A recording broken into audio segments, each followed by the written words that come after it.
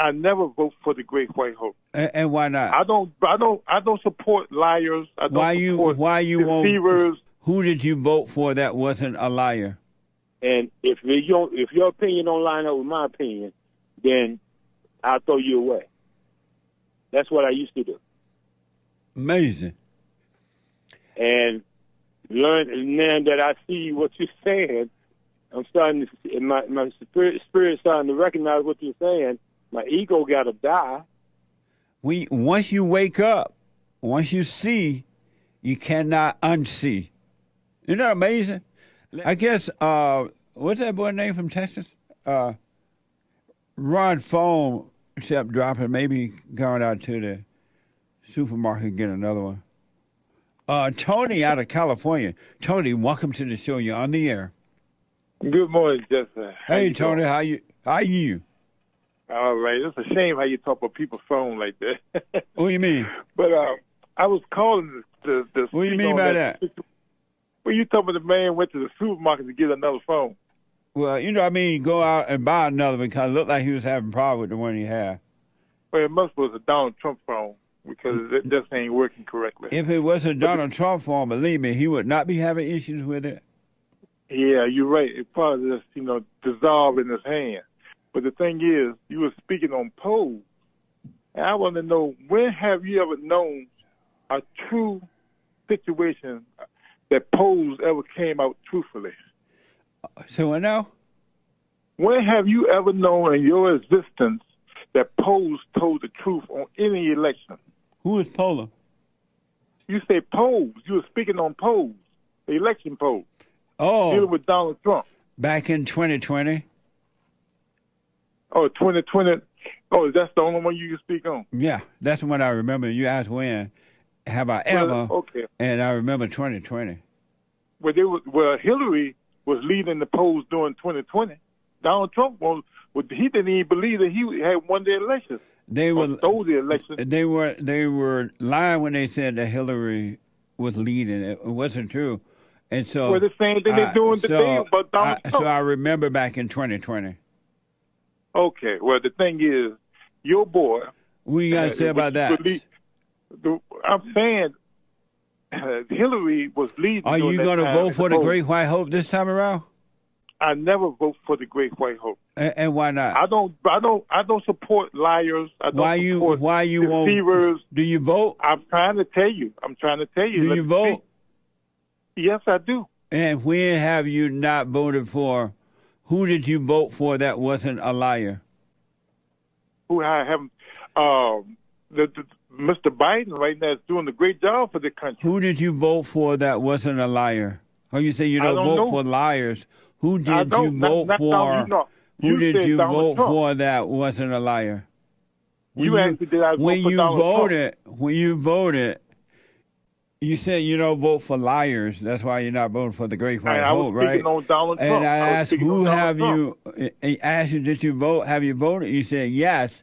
And I asked, who did you vote for that wasn't a liar?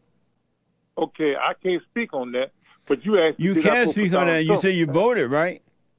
And I told you I didn't vote for Donald Trump. You voted though, right? Answer your question, yes. You did vote, right? Once again, why you keep repeating yourself? I told you I voted, yes. And you said you don't vote for liars. So when you voted, and you asked me, who did you vote for? Can we move on, brother? No. When you vote, you said you don't vote for. I don't vote for liars. Vote for Donald Trump. I'm not voting for Donald Trump. I don't vote for liars. And I asked us, do you vote? And you said yes. And I asked, who did you vote for that wasn't a liar? I don't know. I don't know. You do know. It wasn't Donald Trump. Who did you vote for? It wasn't Donald Trump. Who was it? Well, it wasn't but one other person, Biden. You voted for Biden. Correct. And you said that you don't vote for liars. Correct. Amazing. Thank you, Tony. Georgia, on my mind. John, welcome to the show. Hello, sir. How are you doing? All is well. I want to first of all say thank you for doing what you're doing, sir. A lot of us have been in the dark, especially, I know you said you went to Crenshaw for 20-some years. Yep. I was part of the same organization just like that about 28 years. Wow. And used to follow them and follow that man. And, but I always had questions, but I kept following that man, thinking that I'm following Jesus. Yeah. And it was misleading me, and I finally got it. I finally started listening to you more this year. Up to this year, I couldn't stand you because I thought you hate black people, and you was a white guy in a black body. Amazing. Not realizing that what you was doing was attacking that spirit that was on us of living in the past. And once I saw what you was doing and finally heard you and saw the truth, now my eyes starting to open. My wife, she really can't stand me. Yeah, absolutely. And she's starting. It's coming around. However, she really this church that we attend, that she attend, and I was attending. She asked me a couple of weeks ago, "Oh, so you don't go to church with me no more?" I said, "Going to this place is remind me of going to a stage play. Yeah, I can see people performing. That I can't listen to the music because I see what they're doing. They're performing, and when I listen to the man preaching, he only telling me what he think of what he read. Amazing. And what he read is his opinion. So I really don't want to hear their opinion no more. And if I can't go and not have an opinion, I don't need to go right now." Yeah. Nice, man. So we've been dealing with that, but I do have a question I got a couple of questions, Mr. Jesse, especially the one you mentioned yesterday in church. Okay. About have we ever critiqued, a question you asked about, it was a question of, I forgot what it was, about critiquing the person, Jesse, was it about the victim thing? Victim, creating a victim. Yeah. Have you ever been a victim, and have you ever created a victim? And based on the teaching I'm getting from, not the teaching, the taking me back to the Father I'm getting from you, either one, I've never done either, Mr. Jesse, because if I'm a spirit, I've never been in that position to make someone a victim. But in my ego, I have made plenty of victims. And how? Can you give me an example? What did you do to make a victim? When I was, my wife said I have a tendency to, when I think I'm right about something, I can beat it into you and not really care about what you think. And if your opinion don't line up with my opinion, then I'll throw you away. That's what I used to do. Amazing. And now that I see what you're saying, I'm starting to see, my spirit starting to recognize what you're saying. My ego got to die. If that don't die, if the anger in me don't die, then I'm going to continue to live in hell and think that I'm going the right way. Yeah. And that's what we've been doing. Yeah, absolutely. One other way that you create a victim is your wife. When you first met her and you catered to her, whatever it is, you catered to her, you were creating a victim then. And now that you are starting to stop catering to her, she is losing control over you. You hear and see that victim mentality coming out. You don't go to my church. You're not going to do this. You don't do this. And you created a victim in her, and that's what the screaming is all about right now. Wow. So it wasn't me, was it? Was it me or was it? No, it wasn't you. You're right about that, but it was the nature of the devil, the ego nature. The nature of the devil. That created a victim. So we can worship our family, Mr. Jesse? Can we worship the family members that we call our family members? Is that possible? 100%. As a matter of fact, all egos worship everything but God. Wow. Everything but God. Okay. The ego Okay, so- cannot, will not, don't want to not, ain't not, is not going to worship God. It only worship itself and everything and everyone outside of it. Even to get angry at someone is worshiping them. Mr. Jesse, I'm fighting. I'm not gonna say me fight, but in my marriage, and this is my second marriage.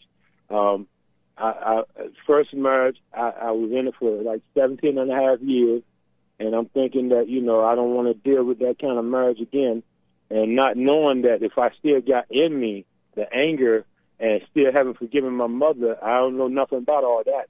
I'm thinking that I'm going to marry somebody else who's really a godly woman, and she's going to do right, and we're going to be right, and I got into the same trap. Yeah, that's what happened when you're in the prison of anger. You're just going about in that prison repeating it, the same thing. Even if it is with a different person, it's still the same thing, the same spirit. Mr. Jesse, how long you been around doing this, sir? 35 years. Wow. Are you doing the silent? Yes, sir. I've been doing it. I've been doing it consistently for the last 3 weeks, every day, every night, and throughout the day. Well, more than that. Yeah. Last month or so. Yeah. Yes, sir. I still got the ego of me. Still got certain habits. Well, all you have to when I listen to you from past, I've been listening to your past services on church services. Yes. And I hear you talk about it a lot, and I do want to jump on TV and jump on you, Mr. Jesse, but I know you're right. Yeah. You're right. Yeah. But I heard what you said yesterday about that message. Certain things, we try to do it ourselves, and that's when we get in trouble. That's when we go deeper into it. Yes. Absolutely. So are you fighting with your wife right now? I'm not fighting like I were, Mr. Jesse. The real me is starting to take over. I'm starting to observe the thoughts that come when she want to fuss and fight. I'm doing better by observing the thoughts that come instead of me speaking out like I used to do. Yeah. I'm starting to observe better and not let my ego take over. I want to make a really strong suggestion for you. From this point forward, never, ever, ever, ever argue with her again. Don't try to prove anything to her. Don't argue with her. If she try to argue, let her argue by herself, no feedback. Lay your weapons down. No more fighting with anyone about anything. And no fighting in your imagination with the devil about anything. You want to become just the watcher of what's happening inside of you and watch what's happening outside of you, inside of others, and have no opinion about it. Don't call it good or evil, right or wrong. You just be the watcher, and the one that's causing you to see, which is the Father of God inside of you, he'll take care of everything. He'll fight your battle for you. Amen. I'm starting to see that, Mr. Jesse. I thought you was playing at first. Yeah, there's nothing you can or need to do but to watch. Don't try to prove anything to anyone about yourself or about them or anything. And when the opportunity comes for you to speak up, speak up. Don't be angry. Okay. Don't try to prove it, but speak up when you need to. And if you don't need to speak up, let it pass. Even if the devil telling you, oh, you're being weak, you're being that.